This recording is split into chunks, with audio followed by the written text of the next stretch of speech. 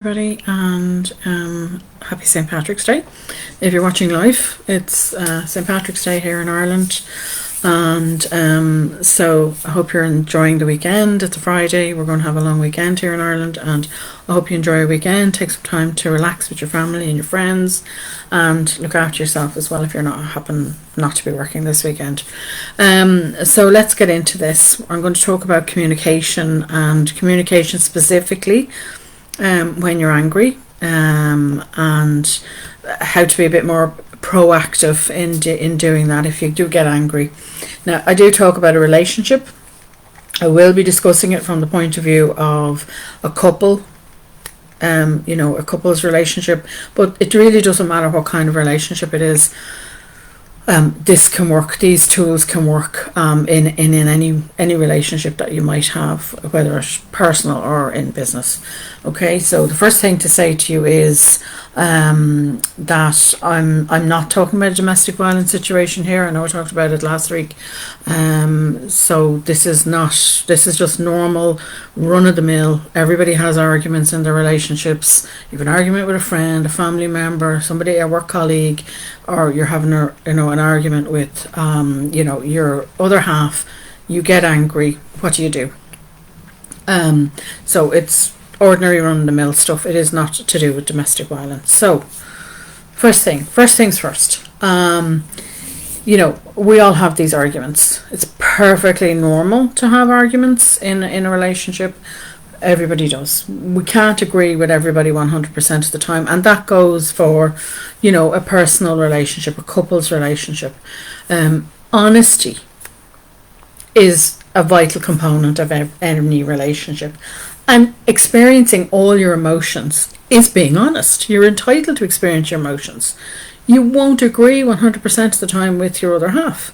And good communication skills is going to help us to be honest. And also, if we work together, because remember, we're a team, we're not a single unit, it's a team effort, and we come together to improve the relationship. And of course, we want what's best for the relationship. But as I said, we do have rows, and someone will get angry. Maybe words are said, which hopefully, if you try and start to incorporate some of the tips I'll give you today, we can, take that down a notch, and we can stop maybe saying things and then we can't take them back. But it's not, it may feel like the end of the world if something is said and you can't take it back, or you're constantly feeling angry with each other. That's not the case. It's not necessarily the case. It doesn't mean the end of the relationship. If you are constantly arguing, please go and see a therapist, a couples therapist. Please go and see one, and chat with them wherever you are living locally, because the therapist can really help you work together. Now, if it hasn't gotten to that stage, maybe you'd like to try some of these tips, because learning how to communicate with one another in a healthy way can help us move on and move beyond the issue, and to actually, particularly when we're angry, we won't see the real issue or what's really being said. Maybe we stop listening. So we want to be able to solve the problem together. As I said, I'm talking about a couple here, so it's about working as a team, just like you would in work. So we want to work like that. So give you some of these tips. Remember, as I said, it is okay to feel angry. Everybody does it, and as I said, rows do happen. What's important though is that we're going to resolve it in a healthy way. Your relationship is your relationship. Please step away from the ideal relationship. There is no ideal relationship. It's your relationship. Own it. You're working together to improve it. It's your relationship, okay? And how you do your relationship is how you do your relationship, not how somebody else does theirs, not how somebody on television does it, not some celebrity does it. It's you. Own it. It's your relationship.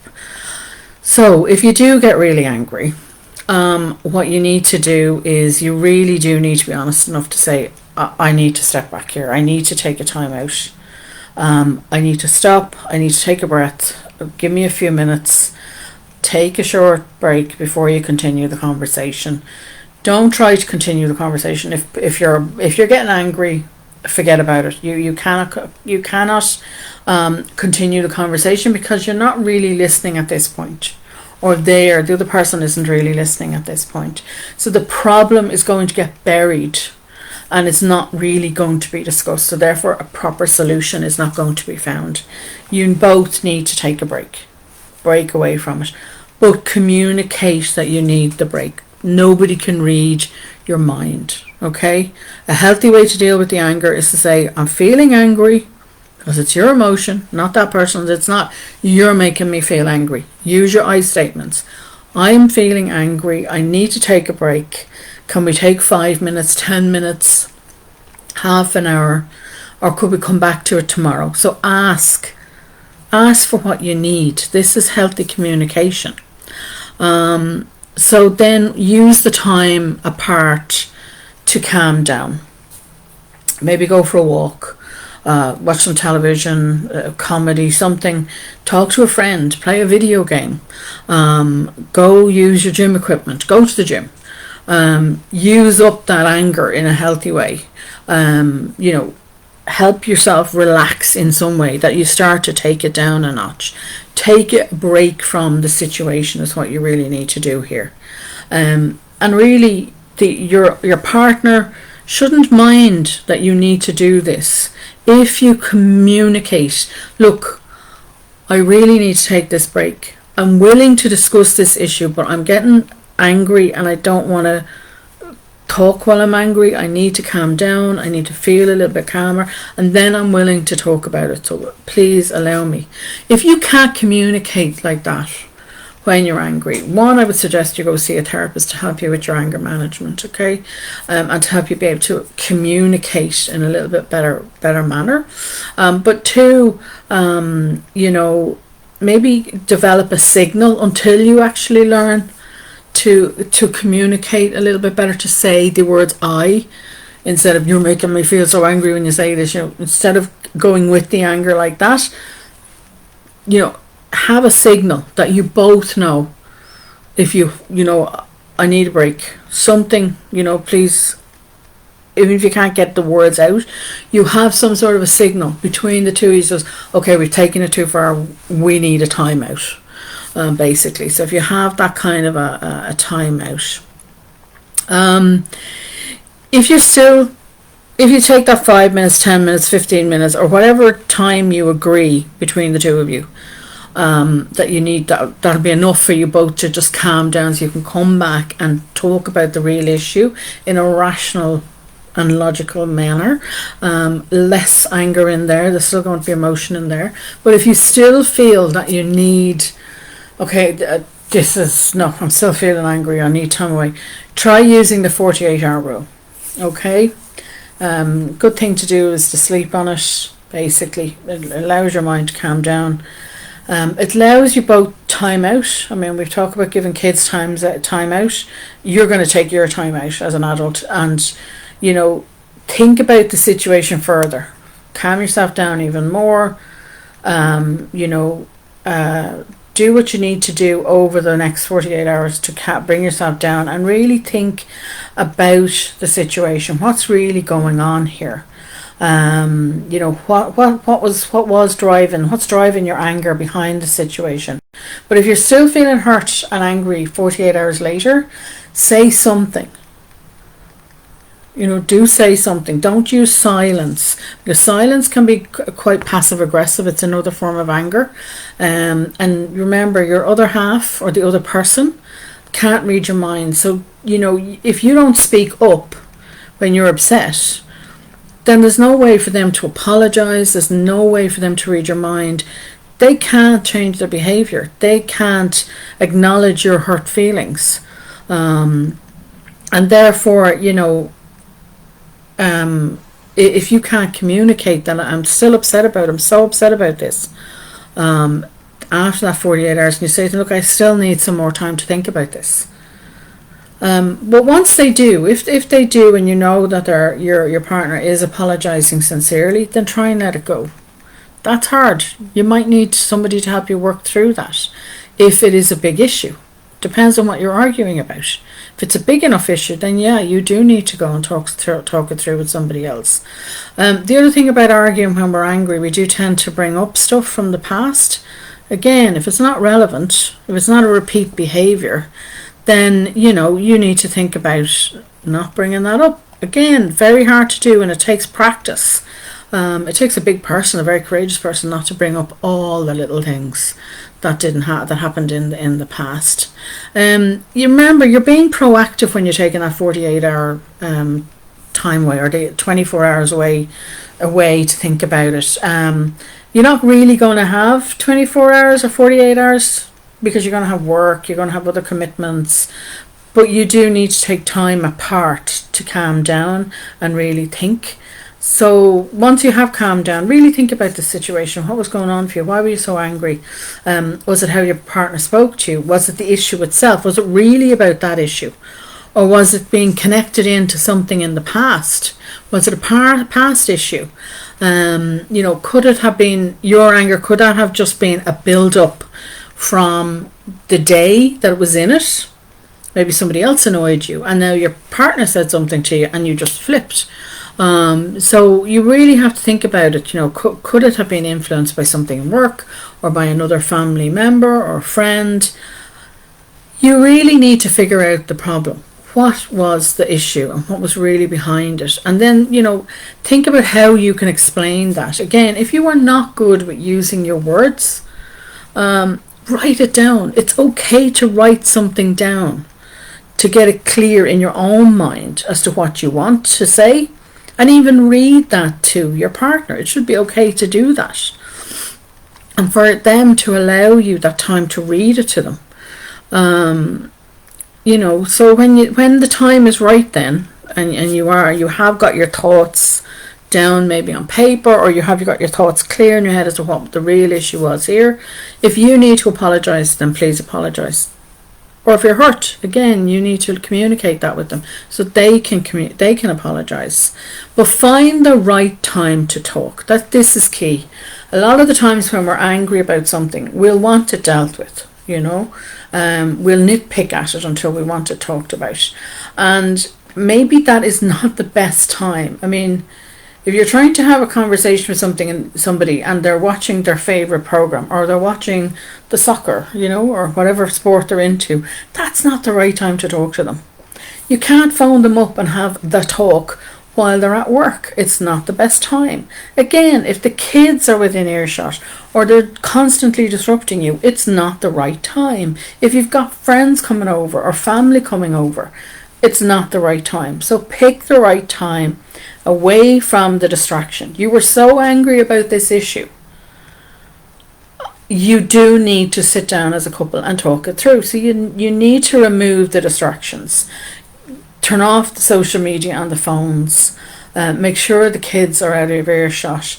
If it's such a big issue and you know you're going to talk for a long time about it, maybe you need to spend the rest of the evening talking it through to one another, a number of hours. Get a babysitter. Get somebody to mind them out of the home. Make sure you won't be disturbed, basically, and talk face to face. Look at your partner. It's not a staring competition, but you do need to make eye contact. You do need to be willing to make eye contact and use your I statements and active listening skills. And that's important, active listening skills. So, you know, telling your partner how you feel, using your I statements, and stop talking and listen to what they have to say in return. You both deserve that respect and the opportunity to express yourselves in a safe and healthy environment, particularly as a couple. Pay attention to your partner. Don't interrupt them, and don't try thinking of, I have to come up with the next excuse to answer what they just said there. You know, don't be thinking ahead. We all do it, and this is going to take practice. You're not going to get it right the first time, but try and focus on what they have to say, so then you can respond to them. But that takes practice. Listening does take practice. We're not very good at it. Try not to judge them. You don't want to be judged. You're entitled to your opinion, so try not to judge them. Ask them to clarify what they mean by something. If you're not sure. You can just simply say, I thought I heard you say, whatever it was. You don't have, again, I thought, you're using your I statement, I thought I heard. So say it back to them. Get them to then repeat, yes, that's exactly what I said. Allow the silence, tolerate it. That again is something you have to practice. It's very hard to do, believe me, as a therapist. I can tell you now, tolerating silence is a hard skill to learn. We're not good at it, but we do get good at it with practice. It is possible. We need to be patient with ourselves. We need to be patient with the other person. The most important thing is, don't revert back to the anger and don't start attacking them. Go back into that defensive mode, even if you don't agree with them. If you can't, as I said, if you're going back there, then, and you can't resolve the issue between you, then it's time to reach out for help, professional help, and get that issue dealt with a third party. The counselling doesn't have to take long. It may only take 1 or 2 sessions. It doesn't really have to take long for you to resolve whatever it is that's causing this friction between you. If it's that bad that you both start reverting back to attacking one another. Just be mindful that sometimes when we think we're being helpful, watch how and what you're saying. Listen to yourself. Sometimes we say it before we actually think it through properly, so take that moment, that silence, to actually think about, what do I want to say here to this person? How do I want to respond? Because we can come across as being critical or aggressive in the tone of our voice, our body language. So try again, always come back to your I statements. I feel, I think, I thought. Come back to those. Remember, you're working as a team here together. It's not a competition.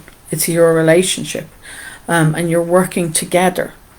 These things take time. I statements and active listening take time to learn. Tolerating the silence, as I said, takes time to learn. And this can be hard, particularly for people who didn't have healthy role models as children. And healthy communication is a habit. It's a healthy habit. And if you think about it, it's just like any other habit. With practice and patience, you will learn how to do it.